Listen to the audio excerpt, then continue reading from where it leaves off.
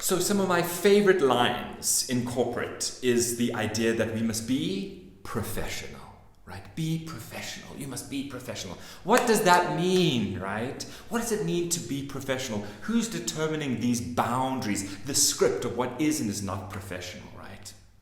So really, when we're thinking about it, all professional, be professional really says is, hey, listen, leave all of your shit in the car, right? Leave it all in the car. We don't want to hear about your trauma. We don't want to hear about your background. We don't want to hear about your kids. You need to show up the sanitized human being ready to be productive and work. That's really all that professionalism asks, right? But here's the thing. We don't leave our stuff in the car or in a taxi or in a bus. We don't do it, right? We bring all of ourselves into the workspace or into any organization, except we know that the bounds of professionalism doesn't allow for some of the elements of us to show or for us to show them, right? Because there'll be punishment. So what do we do with all of our stuff? We can't leave it in the car. We suppress it. We push it down and we push it down and we push it down. And what we need to understand is that process of pushing down takes a huge amount of psychological and emotional energy. So when we're thinking about the effects of exclusion on individuals, right, because remember, inclusion and feeling included is a feeling, right? So if we think of the effects of this, I need you to think of the human brain as a Google Chrome browser, right?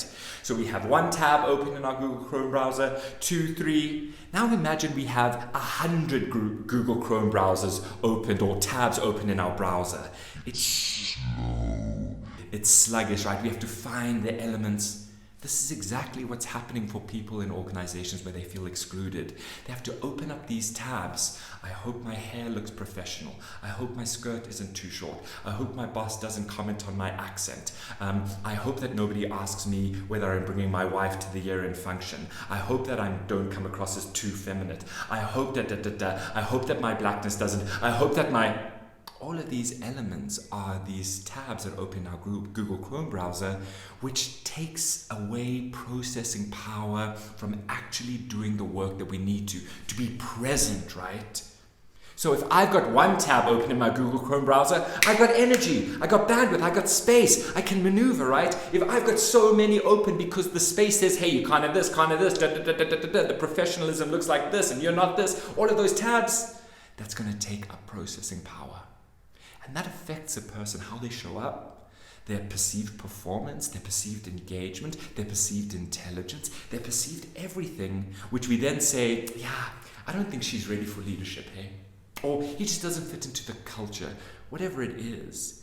If we can start understanding and asking ourselves, what tabs do I have to open when I go into my organization? And what tabs do I expect others to open in order for them to be professional within my space? And for us to understand that we need to start negotiating these. What works and what doesn't? What serves us, what doesn't? Because obviously there is a sense of professionalism, right, that we need to uphold. But where are the boundaries or the barriers too great and too high? Because again, the more Google Chrome tabs we have to open in our browser, in our brain, the more processing power it takes away from us being present and really thriving within a space. And that's really what we want. Okay?